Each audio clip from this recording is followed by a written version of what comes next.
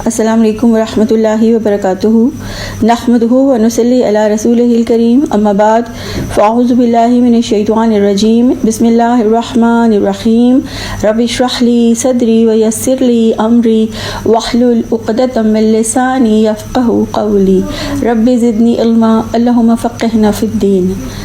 پارہ نمبر 6 ہے اور پارہ نمبر 6 کا رکوع نمبر 1 ہے۔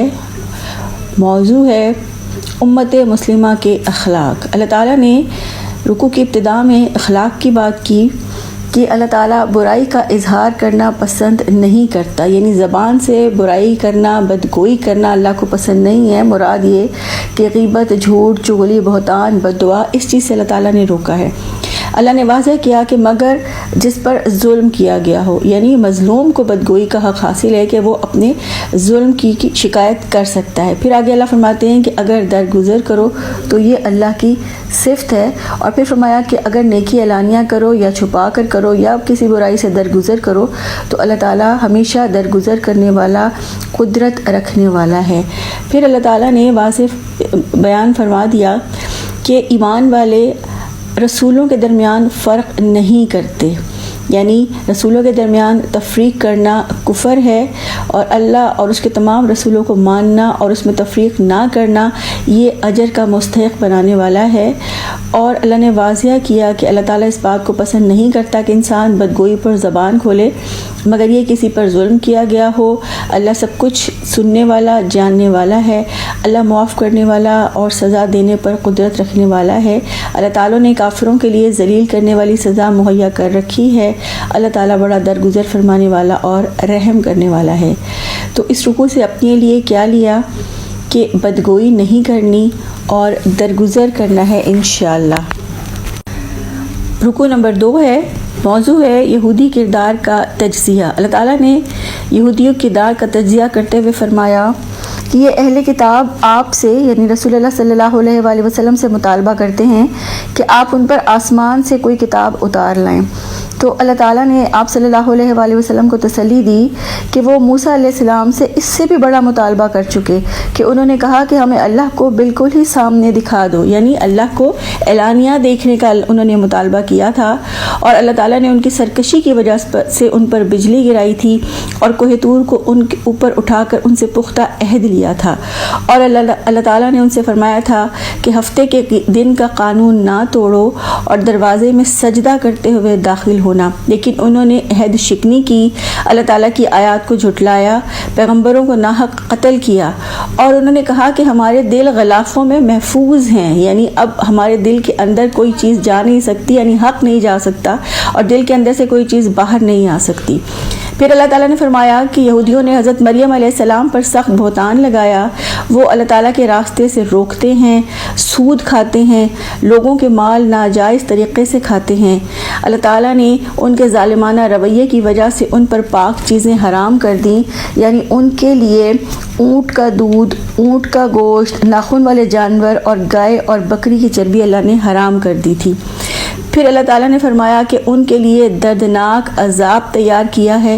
پھر فرمایا کہ اہل کتاب میں کچھ پختہ علم رکھنے والے بھی ہیں جو اپنی کتابوں کے ساتھ قرآن پر بھی ایمان لاتے ہیں، نماز قائم کرتے ہیں، زکوٰۃ ادا کرتے ہیں، اللہ تعالیٰ اور یوم آخرت پر ایمان رکھتے ہیں۔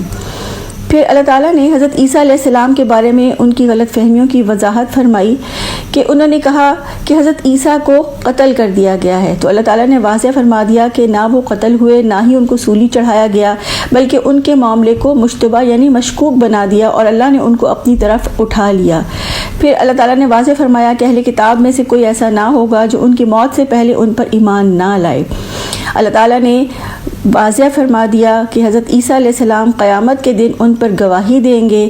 اللہ تعالیٰ باطل پرستی کی وجہ سے دلوں پر ٹھپا لگا دیتے ہیں، اور اللہ تعالیٰ زبردست طاقت رکھنے والے اور حکمت کرنے والے ہیں، اور اللہ تعالیٰ پختہ علم رکھنے والوں، ایمان والوں اور نماز اور زکوٰۃ کی پابندی کرنے والوں کو اجر عظیم عطا فرمائیں گے۔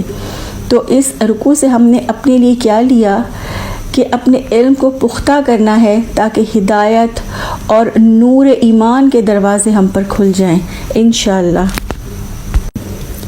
رکوع نمبر 3 ہے، موضوع ہے رسالت کا نصب العین ایک ہے۔ اللہ تعالیٰ نے واضح فرمایا کہ اللہ تعالیٰ نے جتنے رسول اور انبیاء کو بھیجا سب کا نصب العین ایک ہی تھا، اور وہ سب اچھے اعمال کی خوشخبری دیتے تھے اور برے اعمال سے ڈراتے تھے، اور ان کا نصب العین حجت قائم کرنا تھا۔ پھر اللہ تعالیٰ نے رسول اللہ صلی اللہ علیہ وآلہ وسلم کی رسالت کی گواہی دی ہے، اور فرشتوں نے بھی گواہی دی ہے، اور اللہ نے واضح فرمایا کہ جو رسول اللہ صلی اللہ علیہ وآلہ وسلم کی رسالت کا انکار کرتے ہیں وہ لوگ ہیں جو دوسروں کو اللہ کے راستے سے روکتے ہیں، اور وہ خود بھی گمراہی میں حق سے دور نکل گئے ہیں اور کفر اور بغاوت کا طریقہ اختیار کرتے ہیں، ان کے لیے جہنم کی آگ ہے۔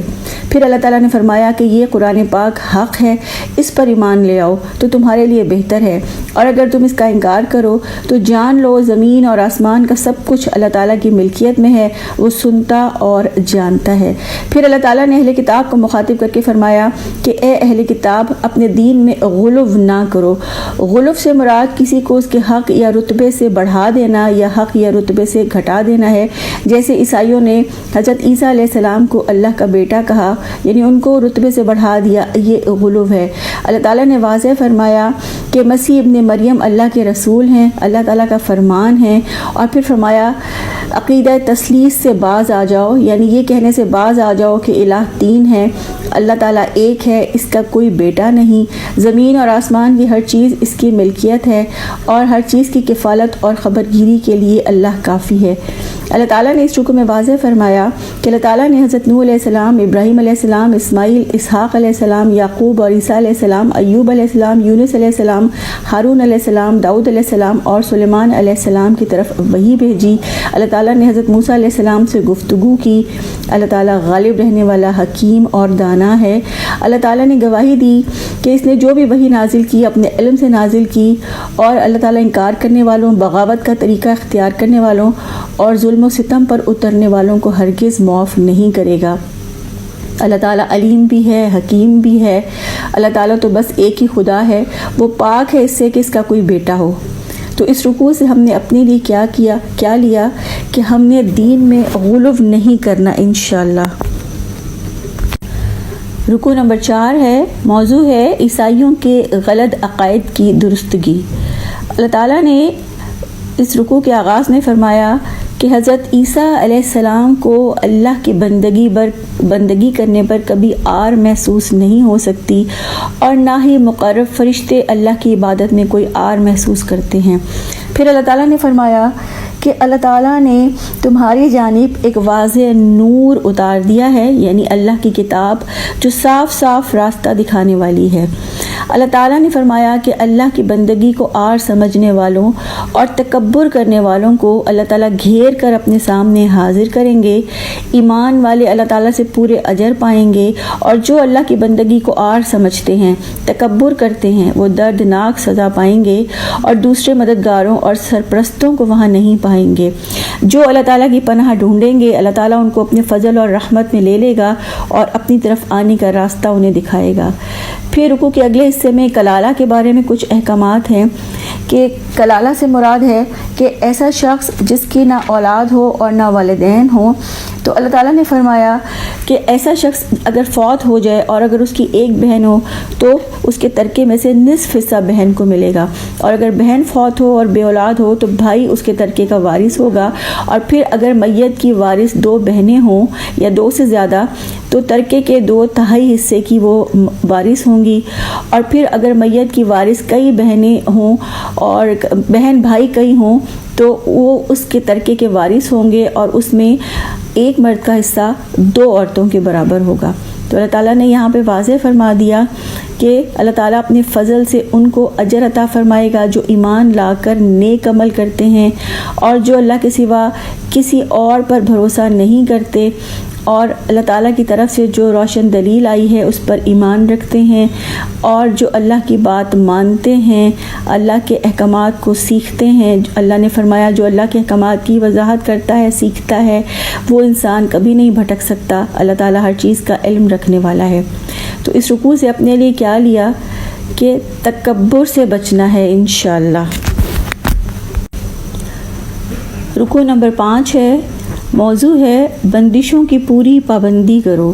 اللہ تعالیٰ نے جو بندشیں لگائی ہیں، اللہ تعالیٰ نے ان کا ذکر فرمایا اس رکوع میں کہ احرام کی حالت میں شکار نہ کرو، خدا پرستی کی نشانیوں کو بے حرمت نہ کرو، حرام مہینوں میں سے کسی کو حلال نہ کرو، قربانی کے جانوروں پر دست درازی نہ کرو، اور ان جانوروں کو نہ چھیڑو جن کے گلے میں اللہ کے نام کا پٹا پڑا ہو، اور ان لوگوں کو نہ تنگ کرو جو اللہ کی رضا کے لیے بیت اللہ جانے والے ہوں۔ اور پھر فرمایا غصے میں اتنے مشتعل نہ ہو جاؤ کہ ظلم اور زیادتی کرنے لگو، اور پھر فرمایا نیکی اور تقوی کے کاموں میں ایک دوسرے سے تعاون کرو اور گناہ اور زیادتی کے کاموں میں تعاون نہ کرو۔ پھر اللہ تعالیٰ نے واضح کیا کہ تم پر حرام کر دیا گیا ہے مردار، سور کا گوشت، وہ جو اللہ کے نام کے سوا کسی اور کے نام پر ذبح کیا گیا ہو، خون حرام ہے، اور ایسا جانور جو گلا گھٹ کر مرے، یا جو بلندی سے گر کر مرے، یا جو کسی چیز سے ٹکر کھا کر مرے، یا جسے کسی پرندے نے پھاڑ کھایا ہو، یا جو کسی آستانے پر ذبح کیا گیا ہو۔ اللہ نے فرمایا یہ تمہارے لیے حرام ہے، اور پھر فرمایا تمہارے لیے حرام ہے کہ تم 500 کے ذریعے قسمت کا حال معلوم کرو، یعنی قسمت کا حال معلوم کرنے کے جتنے طریقے ہیں، خواہ وہ ہاتھ دکھانا ہو، فال نکلوانا ہو، یا ستاروں کا علم ہو، اللہ تعالیٰ نے ان چیزوں کو حرام فرمایا ہے۔ اور پھر اللہ تعالیٰ نے حلال چیزوں کی وضاحت کی۔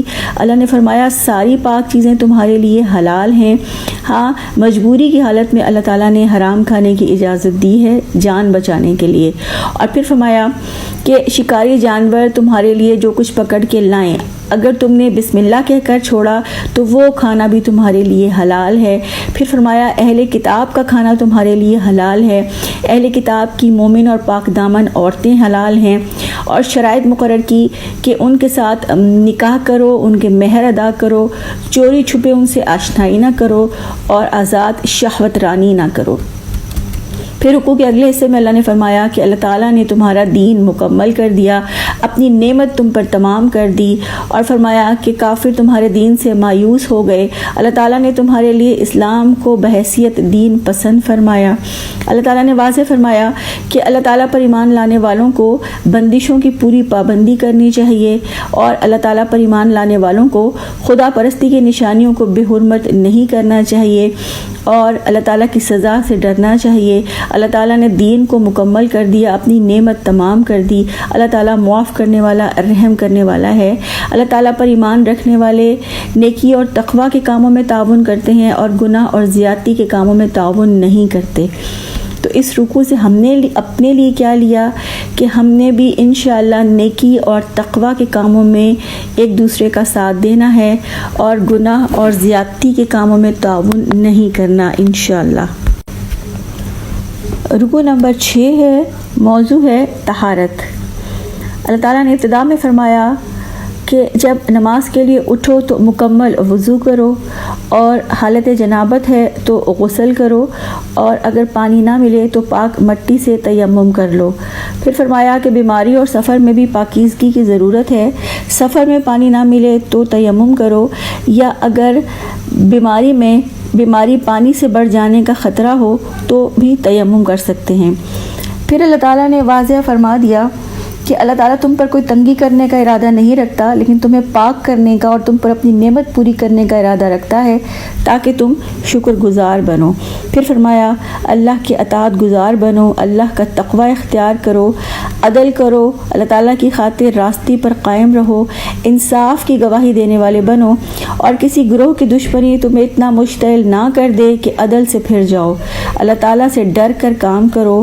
اور اللہ تعالیٰ نے اپنا احسان یاد کروایا کہ جب اللہ تعالیٰ نے دست درازی کرنے والوں کے ہاتھ تم سے روک دیے تھے، یعنی تمہیں ان سے بچا لیا تھا، اور اللہ تعالیٰ نے اپنا وعدہ فرمایا کہ اللہ ایمان اور عمل صالح کرنے والوں کی جزا دے گا، ان کی خطاؤں سے درگزر کرے گا، انہیں بہترین اجر دے گا، اور جو کفر کرتے ہیں اور اللہ کی آیت کو جھٹلاتے ہیں ان کے لیے جہنم کی سزا ہے۔ سارے معاملات اللہ تعالیٰ کی طرف ہی لوٹ کے جانے والے ہیں۔ اللہ تعالیٰ نے واضح کیا کہ اللہ تعالیٰ انسانوں پر زندگی تنگ نہیں کرنا چاہتا، اللہ تعالیٰ انسانوں کو پاک کرنا چاہتا ہے، اپنی نعمت تمام کرنا چاہتا ہے تاکہ انسان شکر گزار بنے۔ اللہ تعالیٰ کے انعامات کا انسان کو خیال رکھنا چاہیے، اور پختہ عہد و پیمان کو نہیں بھولنا چاہیے کہ ہم نے سنا اور اطاعت کی۔ اللہ تعالیٰ انسانوں کے سارے کاموں سے پوری طرح باخبر ہے۔ اللہ تعالیٰ ایمان رکھنے والوں کا ساتھی ہے، اور اللہ تعالیٰ نے ایمان لا کر نیک عمل کرنے والوں سے وعدہ کیا ہے کہ ان کی خطاؤں سے درگزر کرے گا اور انہیں بہترین اجر عطا فرمائے گا۔ تو اس رکوع سے ہم نے اپنے لیے کیا لیا کہ اللہ پر توکل کرنا ہے انشاءاللہ۔ رکوع نمبر 7 ہے، موضوع ہے اہل کتاب کی عہد شکنی۔ اللہ تعالیٰ نے رکوع کے آغاز میں بنی اسرائیل سے کیے گئے عہد کو دہرایا ہے کہ اللہ تعالیٰ نے بنی اسرائیل سے عہد لیا تھا کہ نماز کو قائم رکھو گے، زکوٰۃ ادا کرو گے، رسولوں کی بات مانو گے، رسولوں کی مدد کرو گے، اللہ تعالیٰ کو قرض حسنہ دو گے۔ اور پھر اللہ تعالیٰ نے ان کو خوشخبری دی تھی کہ اگر وہ اپنے اس عہد کو پورا کریں گے تو اللہ تعالیٰ نے فرمایا کہ وہ تمہاری برائیاں تم سے دور کر دے گا اور تمہیں جنتوں میں داخل کرے گا جن کے نیچے نہریں بہتی ہوں گی۔ اور عہد پورا نہ کرنے کی صورت میں اللہ تعالیٰ نے فرمایا کہ انہوں نے اپنے عہد کو پورا نہ کیا تو اللہ تعالیٰ نے ان کا سیدھا راستہ گم کر دیا، یعنی انہوں نے تعلیمات کا ایک بڑا حصہ بھلا دیا۔ اللہ تعالیٰ نے اپنی رحمت سے انہیں دور پھینک دیا، ان کے دل سخت کر دیے اور قیامت تک کے لیے دشمنی کا بیج بو دیا۔ پھر رسول اللہ صلی اللہ علیہ وآلہ وسلم کی آمد کا ذکر ہے کہ اللہ تعالیٰ نے رسول اللہ صلی اللہ علیہ وآلہ وسلم کو بھیجا تاکہ وہ ان پر وہ باتیں کھول دیں جن پر اہل کتاب نے پردہ ڈال دیا تھا، اور فرمایا کہ وہ تمہاری باتوں سے درگزر کرتا ہے اور تمہارے لیے کتاب مبین اور روشنی آ گئی ہے۔ رسول اللہ صلی اللہ علیہ وآلہ وسلم تمہیں اندھیروں سے نکال کر روشنی کی طرف لا رہے ہیں، سیدھے راستے کی طرف رہنمائی کر رہے ہیں۔ اور پھر اللہ تعالیٰ نے فرمایا کہ اللہ تعالیٰ کو اس کے ارادے سے کوئی نہیں روک سکتا۔ اللہ تعالیٰ آسمان اور زمین اور اس کے درمیان کی ہر چیز کا مالک ہے، وہ جو چاہتا ہے پیدا کرتا ہے، اس کی قدرت ہر چیز پر حاوی ہے۔ پھر یہود و نصارہ کی غلط فہمیوں کی وضاحت کی کہ ان کی غلط فہمی کیا تھی کہ ہم اللہ کے بیٹے اور اس کے چہیتے ہیں اور اللہ ہمیں عذاب نہیں دے گا۔ تو اللہ نے جواب دیا کہ اللہ تمہیں سزا کیوں دیتا ہے، یعنی اگر تم چہیتے ہونے کا دعویٰ کرتے ہو تو پھر اللہ تمہیں سزا کیوں دیتا ہے۔ اللہ نے وضاحت کی کہ تم بھی انسان ہو جیسے باقی انسان ہیں۔ اللہ تعالیٰ جسے چاہتا ہے معاف کرتا ہے، جسے چاہتا ہے سزا دیتا ہے۔ زمین اور آسمان کی ہر چیز اللہ کی ملکیت ہے اور اسی کی طرف سب کو لوٹ کے جانا ہے۔ اللہ تعالیٰ نے واضح فرمایا کہ اللہ ان لوگوں کو پسند کرتا ہے جو احسان کی روش اختیار کرتے ہیں، اور ایک وقت آئے گا جب اللہ تعالیٰ بتا دے گا کہ جو کچھ دنیا میں کرتے رہے ہو۔ اور پھر اللہ نے فرمایا کہ اللہ تعالیٰ زمین اور آسمان اور ان کے درمیان کی ہر چیز کا مالک ہے۔ اللہ تعالیٰ کی قدرت ہر چیز پر حاوی ہے۔ اللہ تعالیٰ جسے چاہتا ہے معاف کرتا ہے اور جسے چاہتا ہے سزا دیتا ہے۔ تو اس رکوع سے ہم نے اپنے لیے کیا لیا کہ عہد کو توڑنے اور خیانت کرنے سے بچنا ہے انشاءاللہ۔ رکوع نمبر 8 ہے، موضوع ہے بنی اسرائیل کا رویہ۔ اللہ تعالیٰ نے رکوع کی ابتدا میں بنی اسرائیل پر کیے گئے اپنے انعامات گنوائے ہیں کہ اللہ تعالیٰ نے ان میں انبیاء بھیجے، اللہ تعالیٰ نے بنی اسرائیل میں بادشاہ بنائے، اللہ تعالیٰ نے انہیں امامت اور شہادت حق کی ذمہ داریاں دیں۔ اور پھر رکوع کے اگلے حصے میں اللہ تعالیٰ نے بنی اسرائیل سے فرمایا کہ ارض مقدس میں داخل ہو جاؤ، یعنی اللہ تعالیٰ نے فرما دیا کہ بیت المقدس کی زمین اللہ تعالیٰ نے بنی اسرائیل کے لیے لکھ دی ہے، تو وہاں کے رہنے والوں سے جنگ کرو، انہیں شکست دو اور ان میں داخل ہو جاؤ۔ اور پھر یہ بھی حکم دیا کہ پیچھے نہ ہٹنا ورنہ نامراد پلٹو گے۔ تو رکوع کے اگلے حصے میں اللہ تعالیٰ کے اس حکم پر بنی اسرائیل کا رویہ کیا رہا کہ انہوں نے اپنے نبی سے کہا کہ وہاں پر تو زبردست اور جبار قسم کے لوگ رہتے ہیں اور ہم تو ہرگز وہاں نہیں داخل ہوں گے جب تک کہ وہ خود وہاں سے نہ نکل جائیں، اور اگر وہ نکل گئے تو پھر ہم وہاں داخل ہونے کے لیے تیار ہیں۔ ان کے اس رویے پر کچھ اللہ والوں نے ان کی ہمت بندھائی اور ان کو کہا کہ اندر داخل ہو جاؤ، اور اگر تم داخل ہو گئے تو تم ہی غالب رہو گے، اللہ پر بھروسہ رکھو۔ لیکن بنی اسرائیل کی طرف سے حضرت موسیٰ کو آخری جواب دے دیا گیا کہ اے موسیٰ جاؤ تم اور تمہارا رب جا کر وہاں لڑو، ہم تو یہاں بیٹھے ہیں۔ بنی اسرائیل کے اس رویے اور اس جواب سے حضرت موسیٰ علیہ السلام کو بہت مایوسی ہوئی اور انہوں نے دعا کی کہ اے ہمارے رب اب ہمارے اور اس نافرمان قوم کے درمیان میں علیحدگی کروا دیں۔ تو اللہ تعالیٰ نے ان کی سزا کے طور پر وہ زمین 40 سال تک ان پر حرام کر دی اور وہ زمین میں بھٹکتے پھرے۔ تو اللہ تعالیٰ نے یہاں واضح فرما دیا کہ نافرمانوں کی حالت پر ہرگز ترس نہ کھاؤ۔ تو اس رکوع سے ہم نے اپنے لیے کیا لیا کہ اللہ تعالیٰ کے احکامات کو پورا کرنا ہے اور عذر اور بہانے نہیں تراشنے انشاءاللہ۔ رکوع نمبر 9 ہے، موضوع ہے انسانی زندگی کے بنیادی قوانین۔ رکوع کے ابتدائی حصے میں اللہ تعالیٰ نے حضرت آدم علیہ السلام کے 2 بیٹوں کا واقعہ بیان فرمایا ہے کہ دونوں نے اپنی قربانی کو اللہ کی راہ میں پیش کیا تو ایک کی قربانی قبول کی گئی، دوسرے کی قبول نہ کی گئی، اور دوسرے نے کہا کہ حسد کی بنا پر میں تجھے ضرور قتل کروں گا، اور پھر اس نے اسے قتل کر ڈالا، اور اللہ تعالیٰ نے فرمایا کہ وہ نقصان اٹھانے والوں میں سے ہو گیا۔ اور پھر رکوع کے اگلے حصے میں اللہ تعالیٰ نے فرمایا کہ اللہ تعالیٰ نے ایک کوا بھیجا جو زمین کو ریت کر اس کو بتاتا تھا کہ اپنے بھائی کی لاش کو کیسے چھپائے۔ رکوع کے اگلے حصے میں اللہ تعالیٰ نے واضح فرما دیا کہ ہم نے بنی اسرائیل پر یہ فرض کر دیا کہ آخرت میں قتل کا بدلہ چکانا پڑے گا، یعنی جو بھی کسی نفس کو قتل کرے گا آخرت میں اس کو قتل کا بدلہ چکانا پڑے گا، اور ایک کی جان لینا گویا ساری انسانیت کی جان لینا ہے، اور ایک جان کو بچانا گویا سارے انسانوں کو بچانا ہے۔ پھر رکوع کے اگلے حصے میں اللہ تعالیٰ نے فساد کرنے والوں کی سزا کا بیان فرمایا ہے کہ جو زمین میں فساد پھیلائیں ان کی دنیا میں سزا یہ ہے کہ یا تو انہیں قتل کر دیا جائے یا سولی چڑھا دیا جائے، یا ان کے ہاتھ اور پاؤں مخالف سمت سے کاٹ ڈالے جائیں، اور یا انہیں جلا وطن کر دیا جائے۔ اور یہ تو ہے دنیا کی سزا، اور آخرت کی سزا اللہ تعالیٰ نے فرمایا کہ ان کے لیے عذاب عظیم ہے۔ اور اللہ نے واضح فرمایا کہ پھر اگر وہ توبہ کر لیں، یعنی قابو پانے سے پہلے اگر وہ توبہ کر لیں تو اللہ معاف کرنے والا ہے۔ اللہ تعالیٰ نے یہ فرما دیا کہ اللہ تعالیٰ متقیوں کی ہی نظر قبول کرتا ہے، اور اللہ معاف کرنے والا رحم کرنے والا ہے۔ تو اس رکوع سے اپنے لیے کیا لیا کہ حسد نہیں کرنا اور کسی کے لیے دل میں بغض نہیں رکھنا انشاءاللہ۔ رکوع نمبر 10 ہے، موضوع ہے معاشرتی اصلاح۔ رکوع کے ابتدائی حصے میں اللہ تعالیٰ نے فرمایا کہ اے ایمان والو اللہ سے ڈرو اور اللہ کی قربت پانے کے لیے نیکی کے کام کرو، اور نیکی کے کاموں میں سب سے بہترین اللہ کی راہ میں جہاد کرو۔ پھر رکوع کے اگلے حصے میں اللہ تعالیٰ نے چور کی سزا بیان فرمائی ہے کہ چور مرد ہو یا عورت ہو اس کے ہاتھ کاٹ دو، اور یہ سزا کیوں؟ تاکہ لوگوں کو عبرت حاصل ہو۔ اور ہمیں حدیث سے پتہ چلتا ہے کہ 1/4 دینار یا 3 درہم کی چوری پر ہاتھ کاٹا جائے گا، اس سے کم مالیت کی چوری پر ہاتھ نہیں کاٹا جائے گا۔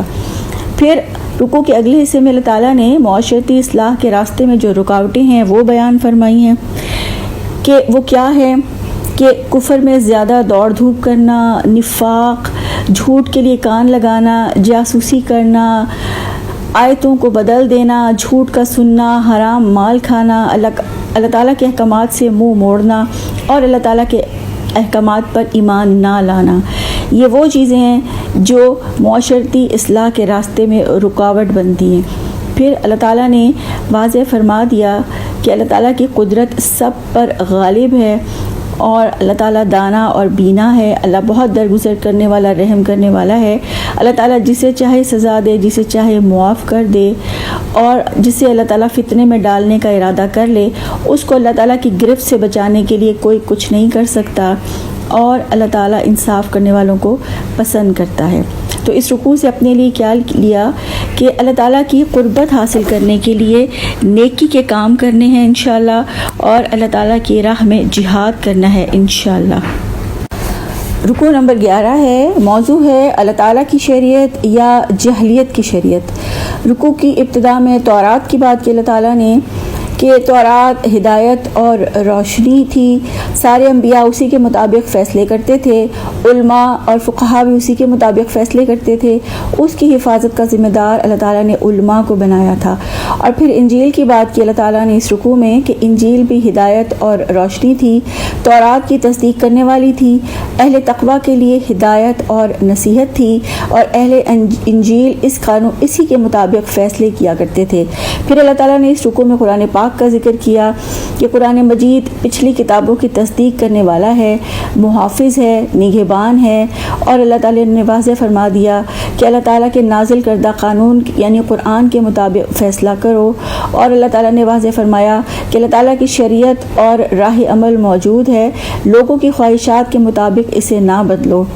اللہ تعالیٰ نے اس رکوع میں فرمایا کہ جو اللہ تعالیٰ کے اس نازل کردہ کے مطابق یعنی قرآن کے مطابق فیصلے نہ کریں وہ کافر ہیں، وہ ظالم ہیں، وہ فاسق ہیں۔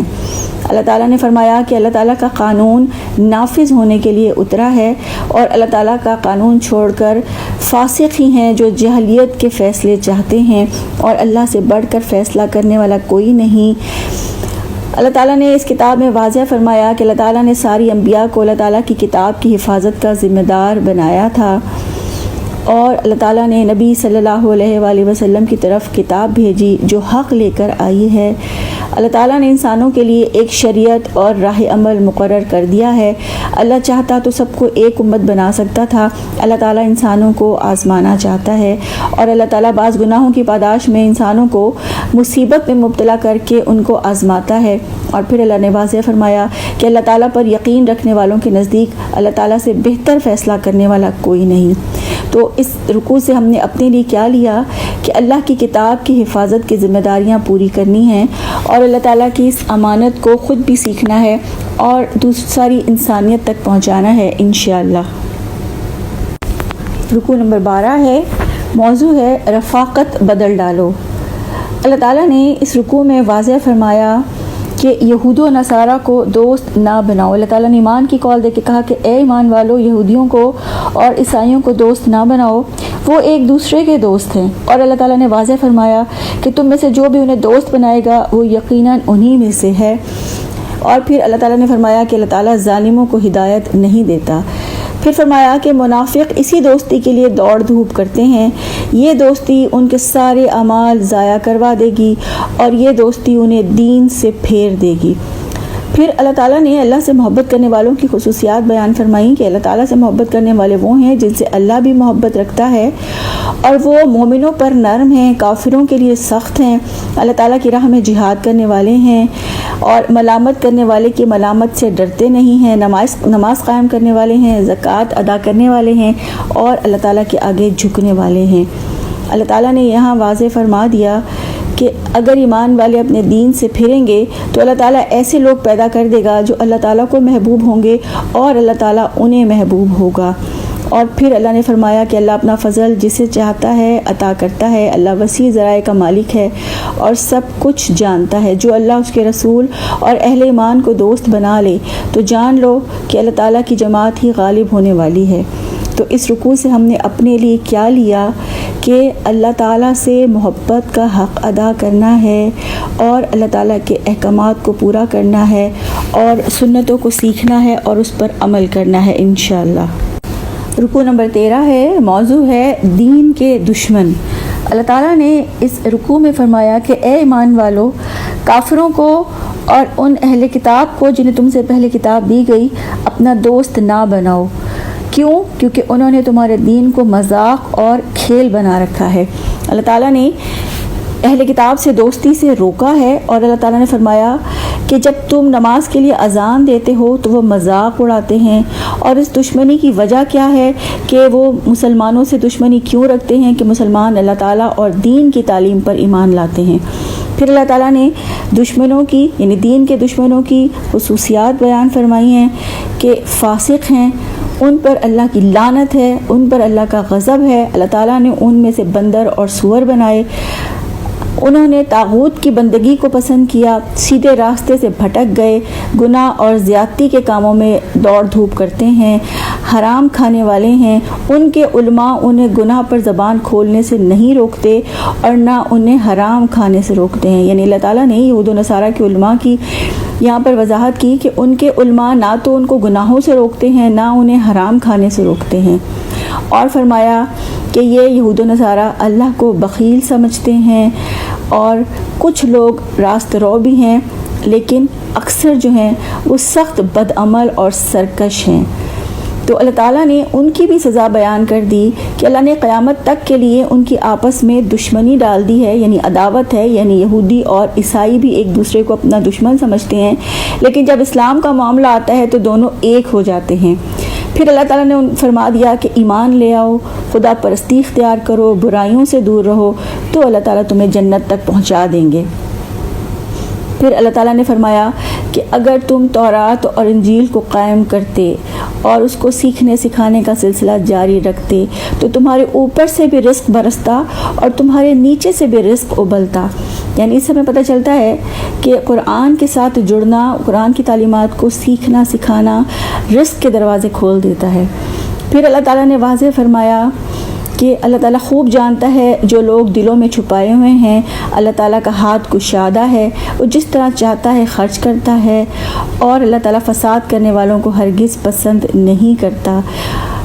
اس رکوع سے ہم نے اپنے لیے کیا لیا کہ اہل کفر کی سازشوں کو سمجھنا ہے، ان سے بچنا ہے، اور اہل کفر کی سازشوں سے بچنے کے لیے قرآن کی تعلیمات کو سیکھنا اور سکھانا ہے انشاءاللہ۔ رکوع نمبر 14 ہے اور موضوع ہے یہود اور عیسائیت کا تجزیہ۔ اللہ تعالیٰ نے رکوع میں واضح فرما دیا کہ یہودیوں اور عیسائیوں نے اللہ تعالیٰ سے پختہ عہد کرنے کے باوجود نبیوں کو جھٹلایا، ان کو قتل کیا، اللہ تعالیٰ کی تعلیمات کو جھٹلایا، اندھے اور بہرے بنے رہے، حضرت عیسیٰ علیہ السلام کو خدا بنا لیا اور اپنے دین میں ناحق غلو کیا اور سیدھے راستے سے بھٹک گئے۔ اللہ تعالیٰ فرماتے ہیں کہ اللہ تعالیٰ نے تم کو یہ ذمہ داریاں دی تھیں کہ اللہ تعالیٰ کا پیغام لوگوں تک پہنچا دو اور تورات اور انجیل اور دوسری کتابوں کو قائم کرو اور احکامات لوگوں تک پہنچاؤ، لیکن انہوں نے اس سے انحراف کیا۔ اللہ تعالیٰ نے واضح فرمایا کہ اللہ تعالیٰ نے نبی صلی اللہ علیہ وآلہ وسلم کو بھی حکم دیا کہ جو کتاب نازل کی ہے اسے لوگوں تک پہنچا دو، اور پھر فرمایا کہ اللہ تعالیٰ سب انسانوں کی سب حرکات دیکھ رہا ہے، اور جس نے اللہ تعالیٰ کے ساتھ کسی کو شریک ٹھہرایا اس پر اللہ تعالیٰ نے جنت حرام کر دی۔ ان لوگوں نے کفر کیا جنہوں نے کہا کہ اللہ تعالیٰ تین میں سے ایک ہے، اللہ تعالیٰ کے سوا کوئی خدا نہیں، اللہ تعالیٰ بہت درگزر کرنے والا رحم کرنے والا ہے، اللہ تعالیٰ کافروں کو ہرگز کامیابی کا راستہ نہیں دکھائے گا، اللہ تعالیٰ سب سننے والا سب کچھ جاننے والا ہے۔ تو اس رکوع سے ہم نے اپنے لیے یہ لیا کہ اللہ تعالیٰ کے دین کو ساری انسانیت تک پہنچانے کا حق ادا کرنا ہے انشاءاللہ۔ پارہ نمبر 6 کی آخری آیات ہیں، موضوع ہے بنی اسرائیل پر انبیاء کی زبان سے لعنت۔ اللہ تعالیٰ نے فرمایا کہ بنی اسرائیل کے کافروں پر داؤد علیہ السلام اور عیسیٰ علیہ السلام کی زبان سے لعنت کی گئی، یہ اس وجہ سے کہ وہ نافرمانی کرتے تھے، حد سے بڑھ جاتے تھے اور ایک دوسرے کو برائی سے نہیں روکتے تھے، اور اللہ تعالیٰ اور اہل ایمان کے مقابلے میں کفار سے دوستی کو پسند کرتے تھے۔ تو اللہ تعالیٰ نے فرمایا کہ اللہ کا ان پر غضب ہے اور وہ دائمی عذاب میں مبتلا ہونے والے ہیں۔ پھر اللہ تعالیٰ نے فرمایا کہ اہل ایمان کے ساتھ دشمنی میں سب سے سخت یہود اور مشرکین کو پاؤ گے، اور اہل ایمان کے ساتھ دوستی میں زیادہ قریب نصارہ کو پاؤ گے۔ تو اللہ تعالیٰ نے واضح فرمایا کہ اللہ تعالیٰ ان پر غضبناک ہوتا ہے جو ایک دوسرے کو برے کاموں سے روکنا چھوڑ دیتے ہیں۔ تو اس رکوع سے ہم نے اپنے لیے کیا لیا کہ ہم نے برے کاموں سے خود بھی رکنا ہے اور دوسروں کو بھی روکنا ہے انشاءاللہ۔ یہ تھا پارہ نمبر 6۔ اللہ سے دعا ہے کہ اللہ تعالیٰ اس پارے کا سچا اور صحیح فہم عطا فرمائے اور اس کو بہترین طریقے سے سیکھنے والا، سکھانے والا اور آگے پہنچانے والا بنا دے۔ آج کی حدیث ہے، اللہ کے رسول صلی اللہ علیہ وآلہ وسلم نے فرمایا، بلغوا انی ولو آیا، مجھ سے پہنچا دو اگرچہ ایک آیت ہی کیوں نہ ہو۔ تو اس حدیث کی روشنی میں انشاءاللہ اللہ تعالیٰ کی آیات کو، اللہ کے احکامات کو خود بھی سیکھنا ہے اور آگے لوگوں تک بھی پہنچانا ہے انشاءاللہ۔ سبحانک اللہم و بحمدک، نشہد ان لا الہ الا انت، نستغفرک و نتوب الیک۔ السلام علیکم ورحمۃ اللہ وبرکاتہ۔